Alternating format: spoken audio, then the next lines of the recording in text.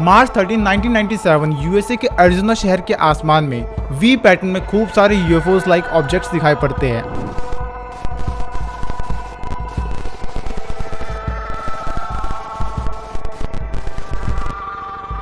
अब ये क्लेम करने वाले अगर 2-3 लोग हो तो इसे आंखों का धोखा भी कहा जा सकता था, लेकिन 1000 से भी ज़्यादा लोगों ने उस शहर के और उसके आसपास के इलाकों से इसे अपनी आंखों से देखा।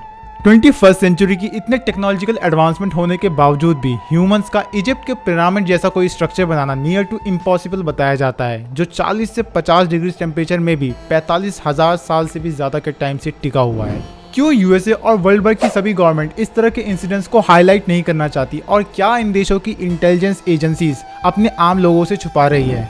वर्ल्ड के टॉप रिसर्चर्स के रिसर्च में एलियंस और गॉड के रिलेशनशिप को लेकर क्या कहना है, और कितनी पॉसिबिलिटी हो सकती है कि इस इनफाइनाइट यूनिवर्स में earth like billions of planets हो जहां लाइफ एग्जिस्ट करती हो? तो इन सभी सवालों के जवाब आपको आज की इस वीडियो में मिलेंगे, जो कि completely facts and report based होंगे। तो वीडियो को अंत तक जरूर देखिएगा, जिसमें आपको ये पूरी स्टोरी समझ में आ जाए। Something strange happened in the skies over Arizona that still hasn't been fully explained. An event now known as the Phoenix Lights. It was extraordinary. No one knows for sure what happened that night in the skies over Arizona. There was a quantum leap change in all of this and a sudden rapid acceleration of the pace of events. Hey everybody, welcome back in TES new episode। तो ये incident शुरू होता है 14 जून 1947 को, जब new Mexico में रहने वाले मैक बेजल अपने यार्ड से रात में काफ़ी ज़्यादा तेज शोर सुनते हैं, लेकिन वो उसको इग्नोर करते हैं। और अगली सुबह जब वो उसको देखने निकलते हैं तो उनको वहाँ काफ़ी अजीब से टुकड़े देखने को मिला, एंड जिसके बाद वो अपनी लोकल अथॉरिटीज़ को इसके बारे में इन्फॉर्म करते हैं। कुछ ही समय बाद आर्मी के कुछ रिसर्चर्स इसको इन्वेस्टिगेट करने के लिए वहाँ पर पहुँचते हैं, एंड इस पे थोड़ी रिसर्च करने के बाद आर्मी ये स्टेटमेंट रिलीज करती है कि उन्हें एक फ्लाइंग डिस्क लाइक स्ट्रक्चर वहाँ से रिकवर हुआ है। एंड जैसे ही ये इन्फॉर्मेशन आम लोगों तक पहुंची, ये काफ़ी ज़्यादा तेजी से स्प्रेड होने लगी ऑल ओवर द कंट्री, जिसके बाद लोगों में काफ़ी ज़्यादा डर और उत्साह भी था इस इंसिडेंट्स को लेके। नाउ अब इस न्यूज़ के इतने ज़्यादा ट्रेंड में होने के बाद गवर्नमेंट की हायर अथॉरिटीज़ भी इस मामले में सामने आ जाती है, जिसके बाद गवर्नमेंट इस पूरे इंसिडेंट पे अपनी तरफ से दोबारा से इन्वेस्टिगेशन स्टार्ट करती है, एंड फाइनली वो इस कंक्लूजन पे पहुंचती है कि ये कोई भी फ्लाइंग डिस्क स्ट्रक्चर नहीं था, ये एक वेदर बैलून था, जो कि काफी ज्यादा कॉमन है ना। उस समय तो ये पूरा इंसिडेंट दब जाता है, लेकिन समय के साथ काफी सारे रिसर्चर्स ने ऐसा क्लेम किया कि गवर्नमेंट कहीं ना कहीं इस तरह के इंसिडेंट को दबाने की कोशिश कर रही है, और इसके पीछे काफी ज्यादा बड़े बड़े राज छुपे हो सकते हैं। एंड ठीक ऐसा ही इंसिडेंट कुछ सालों बाद यूएसए के एरिज़ोना शहर में भी होता है, जिसे हम फिनॉक्स लाइट इंसिडेंट के नाम से भी जानते हैं। एरिज़ोना शहर के आसमान में शाम के 7:30 बजे एक वी पैटर्न में खूब सारे यूएफओ लाइक ऑब्जेक्ट्स दिखाई पड़ते हैं। ना इसको देखने वाले अगर 2-3 लोग होते तो इसे आंखों का धोखा बताया जा सकता था, लेकिन उस शहर के और उसके आसपास के शहरों से 1000 से भी ज्यादा लोगों ने इसे अपनी आंखों से देखा। इसके अलावा भी 1994 का एरियल स्कूल इनकाउंटर हो या फिर 2004 का टिक टैक यूएफओ इंसिडेंट, इन सभी इंसिडेंट्स में एक चीज कॉमन है कि गवर्नमेंट इस तरह के इंसिडेंट्स को छुपाने की कोशिश करती है। नाउ अभी तक हमने वो सारे इंसिडेंट्स देखे जहां पे एलियंस का अर्थ पे आने का कोई क्लू मिलता है, लेकिन अगर एलियंस अर्थ तक नहीं आए तो क्या इसका मतलब उनका कोई एग्जिस्टेंस ही नहीं? तो ऐसा नहीं है। हम जब एलियंस की बात कर रहे हैं तो हम बात कर रहे हैं existence of life apart from earth. Earth के अलावा भी कहीं और लाइफ अगर एग्जिस्ट कर सकती है तो डेफिनेटली एलियंस अवेलेबल होंगे। इसीलिए एस्ट्रोनॉमर्स और साइंटिस्ट की टीम आपस में मिलके इस तरह के प्रोजेक्ट्स पे काम कर रहे हैं, जहां पे लाइफ के बिल्डिंग ब्लॉक्स कहे जाने वाले कॉम्प्लेक्स ऑर्गेनिक मॉलिक्यूल्स की ये लोग खोज करते हैं। एंड सरप्राइजिंगली इसी तरह का एक organic complex molecule ammonia acid खोजा भी जा चुका है, और वो प्लैनेट जहाँ पे इस तरह के मॉलिक्यूल्स पाए जाते हैं और साथ ही साथ वाटर की भी प्रेजेंस होती है, उन्हें हम एक्सोप्लैनेट बोलते हैं, यानी वो एक हैबिटेबल जोन है लाइफ की एग्जिस्टेंस के लिए। एंड आप विश्वास नहीं करोगे कि जिस गैलेक्सी यानी मिल्की वे में हम रहते हैं, उसी गैलेक्सी में अर्थ के जैसे बिलियंस ऑफ प्लैनेट्स हो सकते हैं, यानी हमारी गैलेक्सी में ही एलियंस के बिलियंस ऑफ स्पीशीज होने के चांसेस है। और इसी को लेकर 2019 में भी इलॉन मस्क ने ये ट्वीट किया था कि इसके काफी अच्छे खासे चांसेस है कि इस पूरे यूनिवर्स में हमसे भी एडवांस और इंटेलिजेंट सिविलाइजेशन हो।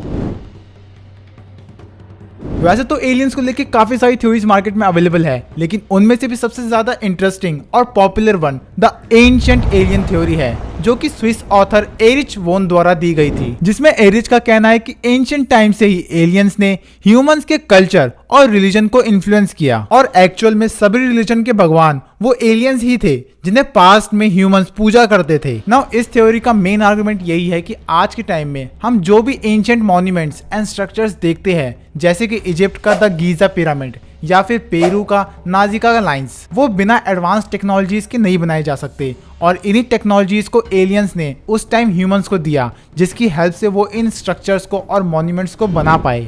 इजिप्ट के सभी पिरामिड में से सबसे बड़ा था गीजा पिरामिड, जो कि 2.3 मिलियन स्टोन ब्लॉक से मिलकर बना है एंड एवरेजली हर ब्लॉक का वेट 2.5 टन है। अब डेफिनेटली पता नहीं कि इसे या तो उस टाइम के एलियंस या ह्यूमंस ने बनाया हो, लेकिन अगर वो इसे नहीं बनाती तो आज के टाइम में इंस्टाग्राम और फेसबुक यूज करने वाली जनरेशन डेफिनेटली इस तरह के मॉन्यूमेंट्स नहीं बना पाती। लेकिन वहीं दूसरी तरफ साइंटिफिक कम्युनिटी इस तरह की थ्योरीज से कंप्लीटली डिसएग्री करती है एंड उनका कहना है कि इस तरह के मॉन्यूमेंट्स एंड स्ट्रक्चर्स लेबर्स द्वारा नहीं बनवाए गए थे। एक्चुअली में इन्हें बनाने वाले हाईली स्किल्ड प्रोफेशनल्स थे, जिन्होंने उस टाइम की एडवांस मैथमेटिक्स एंड इंजीनियरिंग का यूज करके इन मॉन्यूमेंट्स एंड स्ट्रक्चर्स को बनाया। नाउ इतना सब कुछ जानने के बाद डेफिनेटली आपके मन में ये सवाल तो आ ही रहा होगा कि अगर एलियंस है तो हमारा उनसे आज तक कांटेक्ट क्यों नहीं हुआ।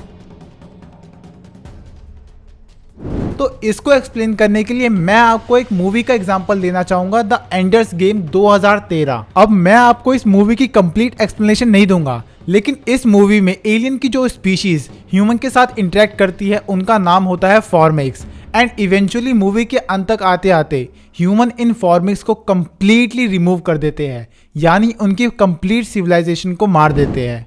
अब मैंने इसी मूवी का एग्जांपल यहाँ क्यों लिया, एक्चुअल में ये मूवी ह्यूमंस की साइकोलॉजी को कंप्लीटली एक्सप्लेन करते हैं। जैसा कि इस मूवी में ह्यूमंस ने एक बार भी ऐसी कोशिश नहीं की कि फॉर्मिक्स के साथ कम्युनिकेट किया जाए, किसी तरह उनसे बात की जाए और समझा जाए कि वो क्या चाहते हैं। क्या पता वो वॉर नहीं चाहते हो ह्यूमंस के साथ। इन सब को जानने के बजाय ह्यूमंस ने डायरेक्टली उन्हें एज अ थ्रेट देखा और ये ह्यूमन की साइकोलॉजी भी है। याद करिए लास्ट टाइम जब आपने किसी थ्रेट को अपने आसपास देखा था, जैसे कि बिच्छू या सांप, तो आपने क्या किया था। अब मैं बार बार जो एलियंस के साथ कम्युनिकेशन की बात कर रहा हूँ, तो एक्चुअल में उसका मतलब क्या है। वर्ल्ड भर में SETI प्रोजेक्ट्स यानी search for extra territorial intelligence जैसे प्रोजेक्ट चल रहे हैं, जिनका मेन एम इस तरह के एलियंस के साथ कम्युनिकेट करना है। इस टर्म को और अच्छे से समझने के लिए मैं आपको एक फेमिलियर एग्जांपल देता हूँ। डेफिनेटली आपने बॉलीवुड की मूवी कोई मिल गया देखी होगी, जिसमें जादू के साथ कम्युनिकेट करने के लिए वो ओम ओम के सिग्नल्स जनरेट करते हैं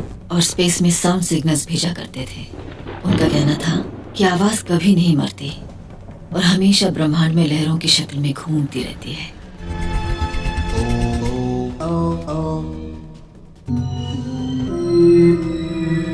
ओवरऑल अगर हम अभी तक के सारे एविडेंसेस को एक साथ रखें तो ह्यूमंस का एलियंस के साथ इंटरेक्शन हुआ है या नहीं हुआ, इस पे लोगों के अलग अलग थॉट्स हो सकते हैं। लेकिन अर्थ के अलावा भी यूनिवर्स में लाइफ एग्जिस्ट करती है, इसकी अच्छी खासी पॉसिबिलिटी है। और शायद इस तरह की लाइफ की खोज सिर्फ एलियंस की खोज तक सीमित नहीं है, ये खोज है ह्यूमंस के पर्पस की इन दिस यूनिवर्स। एंड शायद इस तरह की लाइफ ह्यूमंस को कभी मिले ही ना, लेकिन ये सब कुछ दर्शाता है कि humans are always curious, humans are always pursued toward the knowledge. और जैसे जैसे इस इनफाइनाइट यूनिवर्स की एक्सप्लोरेशन में ह्यूमन रेस आगे बढ़ेगी, एक क्वेश्चन हमेशा रहेगा, आर वी अलोन। फाइनली मैं जरूर चाहूंगा कि आप 2013 में रिलीज हुई एंडर्स गेम मूवी जरूर देखें, जिससे आपको ये पता चलेगा कि क्या इम्प्लीकेशंस हो सकती है ह्यूमंस का और एलियंस के इंटरेक्शन का। And if you like the video please subscribe the channel and press the bell icon. And आपका क्या कहना है इस पे कमेंट सेक्शन में जरूर लिखिएगा। तो चलिए, thank you for watching the video, मिलते हैं नेक्स्ट वीक।